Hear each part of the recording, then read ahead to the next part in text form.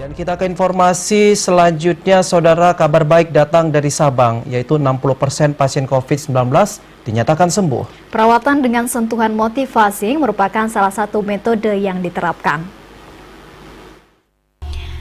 Meski angka terpapar COVID-19 di Sabang hingga kini mencapai 35 orang, namun persentase kesembuhan dari pasien tergolong tinggi, yakni mencapai 60%. Dari akumulasi 35 pasien yang terpapar, ada 20 orang diantaranya telah sembuh dan kembali ke rumah.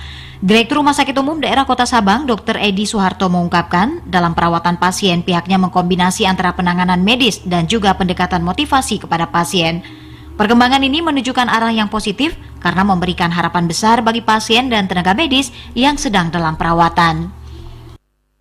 Perawatan kita pertama, kita rawat pasien, kita pantau perkembangannya, kita beri suplemen, kita berikan antibiotik, pengobatan.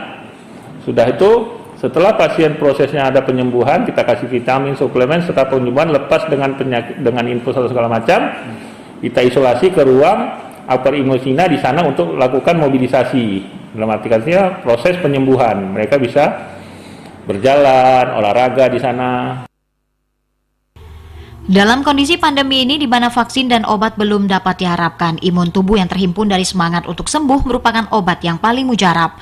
Selain itu, hasil ini juga ditentukan oleh lingkungan dan sistem yang diciptakan di sekitar pasien dengan terukur.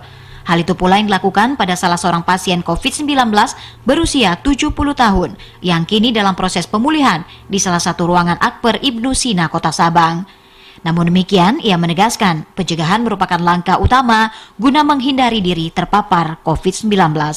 Dari Sabang, Mahfud TVRI Aceh melaporkan.